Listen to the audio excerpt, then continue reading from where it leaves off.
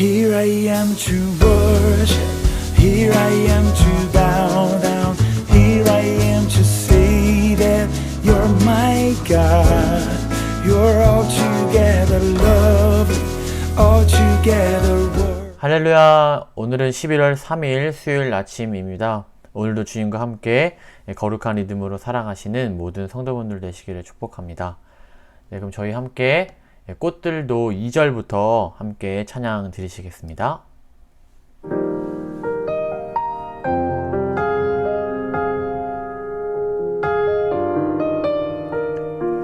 네, 모든 만물의 주인이 되신 그 주님을 찬양합니다.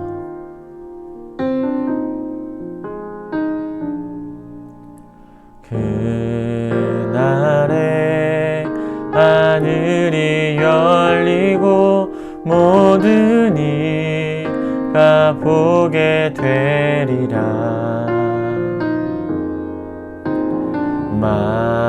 마침내 꽃들이 피고 영광의 주가 오시리라. 꽃들도 구름도 바람도 넓은 바다도 찬양하라 찬양하라 예수를. 하늘을 울리며 노래해 나의 영혼아. 은혜의 주 은혜의 주 은혜의 주. 꽃들도 구름도 바람도 넓은 바다도 찬양하라 찬양하라 예수를. 하늘을 울리며 노래해 나의 영혼아. 은혜의 주 은혜의 주 은혜의 주 은혜의 주 은혜의 주 은혜의 주.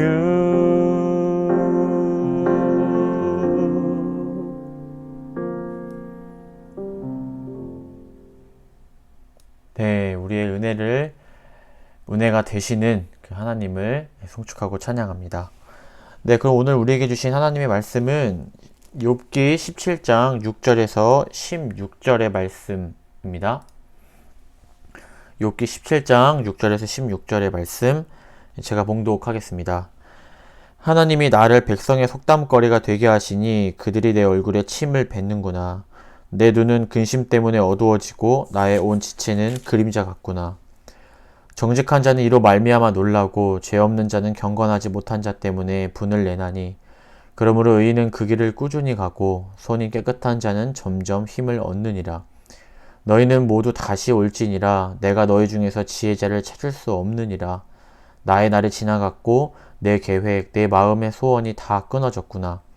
그들은 밤으로 낫을 삼고 빛 앞에서 어둠이 가깝다 하는구나. 내가 소홀히 내 집이 되기를 희망하여 내 침상을 흑암에 펴놓음에 무덤에게 너는 내 아버지라 구더기에게 너는 내 어머니 내 자매라 할지라도 나의 희망이 어디 있으며 나의 희망을 누가 보겠느냐.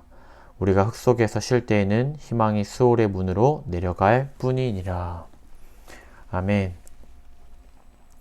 네, 저희는 욥기를 살펴보면서 여러 가지를 알 수 있었는데요. 그 중에 하나는 인생은 때로 예기치 않는 방향으로 흘러간다는 것과 다른 하나는 하나님은 인간의 희망대로 움직여 주시는 분이 아니라는 점입니다. 네, 오늘 본문은 15장의 엘리바스의 말에 대한 욥의 응답이 계속 이어져 오고 있는데요. 전체적인 욥의 말은 탄식입니다. 네, 욥은 지금 그 탄식을 통하여 하나님 안에 있고 또 하나님께 나아가고 있습니다. 16장 후반부에 보면요, 욥은 하나님을 중보자 그리고 중재자로서 고백하는 모습이 있었습니다. 그런데 오늘의 17장은 이 16장에서와는 다른 욥의 고백이 나타나 있는데요. 중재자, 중보자 대신 하나님이 아닌 바로 죄도 없고 의인인 자신을 괴롭히고 고통스럽게 하는 그 하나님에 대한 마음이 나타나고 있습니다. 욥은 그렇다면 왜 이렇게 바뀌고 행동을 하게 되었을까요? 저는 욥의 말과 행동이 저의 모습과 너무나 비슷해서 정말 공감이 많이 되었습니다. 욥은 두 가지 생각에서 왔다 갔다 하고 있습니다. 하나는 자신이 알고 있는 객관적인 하나님의 모습입니다. 의인에게 복을 주시는 하나님, 의인을 지키시는 하나님, 그리고 모든 만물의 통치자이신 전능하신 하나님의 모습입니다. 네, 이 하나님을 떠올리면 욥이 16장에서 고백한 것처럼 하나님을 중보자 그리고 중재자라고 고백을 할 수 있게 되는 것이죠. 저희도 성경을 통해서 사실 여러 가지 하나님의 모습을 만나고 배웠습니다. 그런데 이미 내가 알고 있는 어떤 하나님의 모습과 이미지, 성품이 있지 않았습니까? 욥이 지금 이 겪고 있는 상황은 욥이 정말 예상하지도 못했던 그런 하나님의 모습이었다는 것입니다. 우리도 처음에는 하나님을 알라딘의 지니처럼 내 소원을 들어주시는 분으로 생각하다가 차츰 성경을 통해 하나님에 대해 배우면서 다양한 하나님의 성품과 모습에 대해 알아갔습니다. 그래서 이 다른 하나는 무엇이냐면 현실적인 상황에서 내가 경험한 하나님의 모습입니다. 욥이 지금 이론적으로 지식적으로 알고 있는 하나님이 아니었습니다. 자신이 확신하고 있는 사실이 깨지는 것을 경험하면 얼마나 큰 충격으로 다가올까요? 우리 가끔 이 막장 드라마 보면 가정부이신 줄 알았는데 우리 엄마였다 라는 이야기를 들으면서 정말 경악할 만한 그 충격을 우리 시청자들에게 선사하고 있는 그런 장면이 많이 볼 때 저희도 정말 많이 놀라지 않습니까? 그런데 이와 같이 욥은 정말 그 지금 나타나고 있는 하나님의 모습이 마치 막장 드라마처럼 자신에게 이 충격을 주었고 자신의 생각하지도 못했던 그러한 일들이 지금 그 눈앞에 펼쳐지고 있는 것이죠.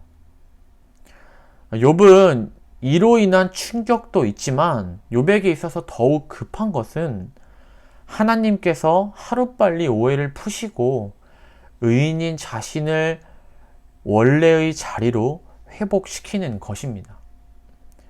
욥이 이렇게 생각하는 것은 의인에게 이러한 고난이 올 리 없기 때문이라는 생각 때문이죠. 그러므로 욥에게 있어서 죄가 없는 자신에게 이러한 고난이 있다는 것은 그 모든 원인이 바로 하나님이라는 것입니다. 이런 상황에서는 누구라도 이성을 유지하거나 감정을 다스리기 어려울 것입니다. 그래서 고통에 몸부림치는 그의 현실적인 고백이 오늘 본문의 17장 전체를 흐르고 있습니다. 오늘 본문의 욥의 고백을요, 두 단어로 정리해 본다면 탄식과 결백으로 말할 수 있을 것 같습니다. 탄식이 나타나 있는 본문을 정리해 보면 이렇게 고백합니다. 스올이 내 집이 되기를 원한다. 내 침상을 흑암에 펴 놓았다. 그리고 나에게 희망은 없다. 희망이 있다고 한다면 그것은 무덤일 것이다.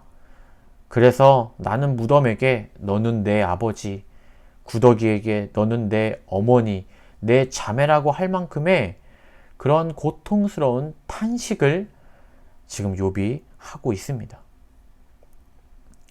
욥은 이러한 탄식 가운데 있지만 동시에 결백을 계속해서 하고 있는 그런 모습도 나타나 있습니다. 9절을 보면요. 의인은 그 길을 꾸준히 가고 손이 깨끗한 자는 점점 힘을 얻는다 라고 고백합니다. 자신은 결백한 의인이기 때문에 시간이 갈수록 그 사실이 증명이 될 것이다 라는 것입니다. 그래서 나는 계속 이 길을 갈 것이다 라고 하는 욥의 의지를 볼 수 있습니다. 마치 우리 속담에 진실은 칼보다 강하다 라는 말이 떠오르는데요. 욥이 이해하고 있는 하나님 안에서는 반드시 의인은 복을 받기 때문에 자신을 의인으로 고백하는 욥은 이 길을 끝까지 가서 반드시 하나님께 결백을 받겠다라는 그런 마음이 잘 나타나 있습니다. 그리고 그런 자신을 바라보는 사람들의 모습도 오늘 본문에서 말하고 있는데요. 먼저 8절에 보면 정직한 자는 이로 말미암아 놀란다 라고 합니다.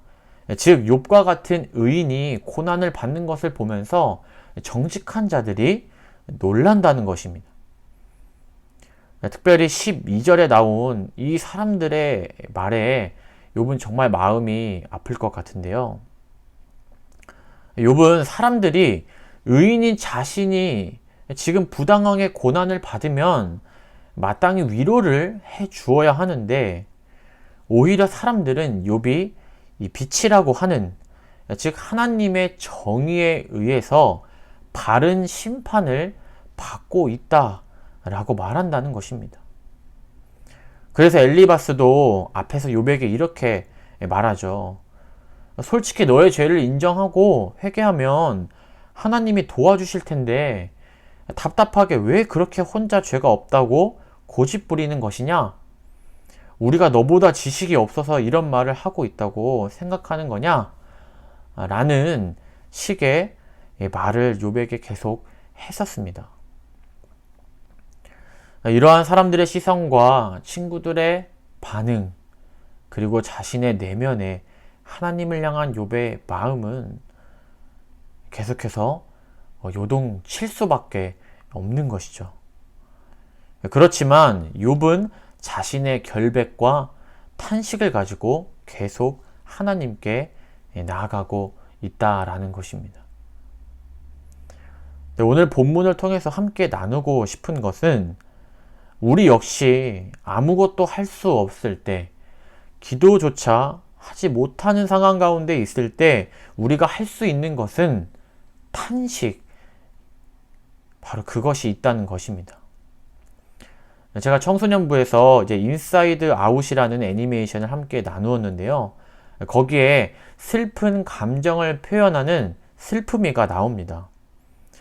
쉽게 보면 우리는 이 슬픔이라는 이 감정을 좋지 않은 시선으로 바라볼 수 있지만 슬픈 감정이 있기 때문에 기쁨이 더욱 크게 다가오기도 하며 슬픔은 과거의 기억을 회상시켜서 자신을 돌아보게 하는 등의 소중한 감정이었다라는 사실을 그 애니메이션에서 말하고 있습니다.